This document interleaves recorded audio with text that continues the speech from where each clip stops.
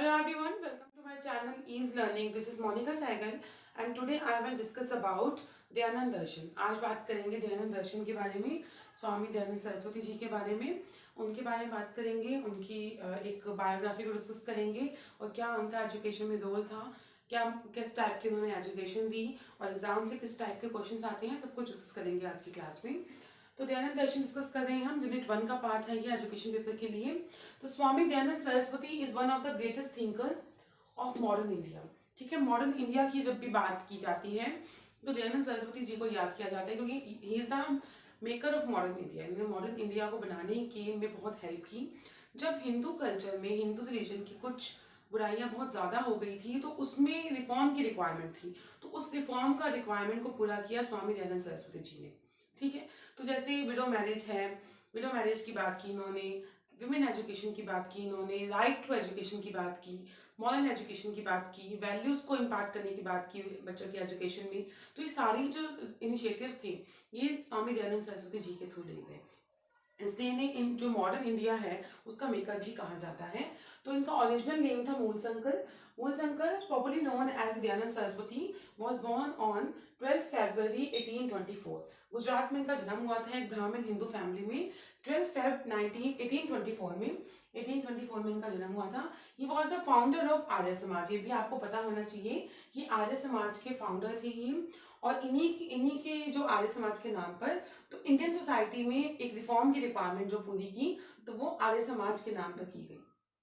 ठीक है, आर्य समाज के फाउंडर थे ये. Arya Samaj has started number of schools and colleges. बहुत ही ज्यादा स्कूल्स और कॉलेजेस, यूनिवर्सिटीज भी हैं इनके नाम से, दयानंद जी के नाम से. तो Arya Samaj has started number of schools and colleges named DAV, जिसका फुल नेम जो है वो है दयानंद एंग्लो वैदिक स्कूल्स एंड कॉलेजेस. डीएवी जो आपने सुना होगा, डीएवी स्कूल एंड कॉलेजेस, तो वो इन्हीं के नाम से है. He was a rationalist but still follows the Vedas and God. इन्होंने बैक टू वेदास की बात की. ये भी आपका एजुकेशन पेपर का एक पार्ट रह चुका है क्वेश्चन. बैक टू वेदास की वेदा की ओर चलो, ये बात की क्योंकि हिंदू रिलीजन में कुछ बुराइयां आ चुकी थी.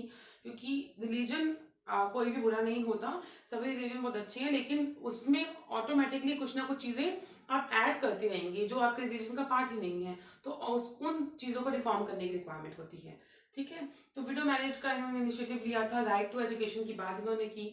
स्वराज जो वर्ड है वो फर्स्ट टाइम इन्होंने ही यूज किया था. तो काफी चीजें इन्होंने इनिशिएटिव ली और एजुकेशन में बहुत इंपॉर्टेंट रोल प्ले किया इन्होंने कि बच्चों को एजुकेशन में, राइट टू एजुकेशन के लिए, वुमेन एजुकेशन के लिए बहुत जोर दिया. तो ठीक है, ये इनके मेन काम थे. और आपको एक बुक याद रखनी है, सत्य प्रकाश. जो इनकी जितनी भी वर्क थे उसको कंप्लाई करके एक बुक में लिखा गया, दैट इज सत्या प्रकाश. अब लिबरेशन एंड बॉन्डेज की जो बात करें तो सोल की बात करते थे दयानंद जी, और कि वो आपको मिलेगी, अल्टीमेट रियलिटी सोल है और आपको अपनी सोल को सेटिस्फाई रखना है और बिल्कुल काम रखना है और एक प्योर सोल की तरह काम करना है. और जो आप कर सकते हैं with the practice of yoga, yoga की प्रैक्टिस से आप ये चीज कर सकते हैं. अब ये तो वो इनकी बात, स्वामी दयानंद सरस्वती जी की बात कर ली हमने. अब क्वेश्चन एनडीए का भी लेवल काफी अप हो चुका है. क्वेश्चन आते हैं काफी डीपली. तो जो आपके सोर्सेज हैं, 5 कोश as a media of source knowledge, कि कैसे सोल को नॉलेज मिलेगी, उसकी जो 5 सोर्सेज हैं या कोश जिन्हें हम कहेंगे, तो उनकी हम बात करते हैं. द फर्स्ट वन इज अनन्य कोश, देन वी हैव प्राणमय कोश, देन नेक्स्ट वी हैव आनंदमय कोश, देन विनयमय कोश एंड मनमय कोश. इनको डिस्कस करेंगे डीपली. सबसे पहले है आपका अनन्य कोश जो फिजिकल बॉडी की बात करता है. फर्स्ट वन इज अनन्य कोश, physical system which comprise all the tissues and fluids of the body from body to skin. ठीक है, जिसमें आपकी फिजिकल स्ट्रक्चर, फिजिकल बॉडी की बात हो रही है, ग्रॉस फिजिकल बॉडी की बात हो रही है, दैट इज फर्स्ट वन अनन्य कोश.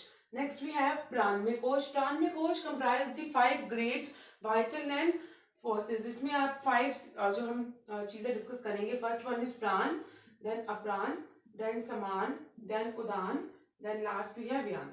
अब देखिए, प्राण जिसमें हम एयर आउट मतलब सांस को बाहर छोड़ते हैं, the expiratory system, that is prana. Aprana that means draw the air into the lung, जहां पे हम सांस लेते हैं, air into the lungs. Then we have samana, the solar sympathetic force which situated in the centre of the abdomen. That means जो आपके centre, आपके abdomen में जो सेंटर पार्ट है, जहां से आप सब जगह फ्लूइड और आपका जो फूड जाता है आपको सिर्फ कुछ बेसिक चीजें याद रखनी है कि बेसिक मीनिंग क्या है. Then Udaan, that means the analytical force which helps to draw the thought into the stomach, जिससे आपको strength और energy मिलती है.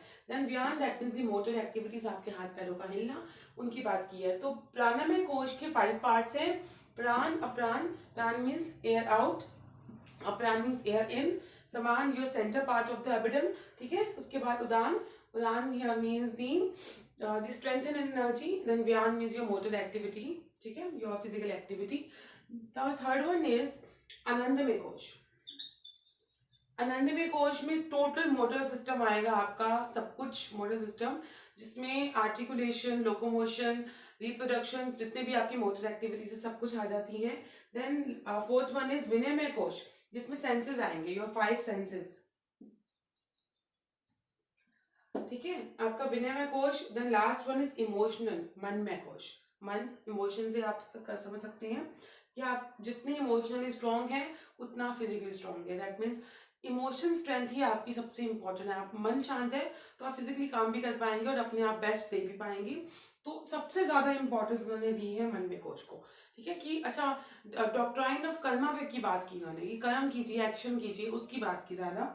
तो इमोशनल सिस्टम आपका जितना शांत होगा, आपका फिजिकल सिस्टम भी उतना ही अच्छा काम करेगा.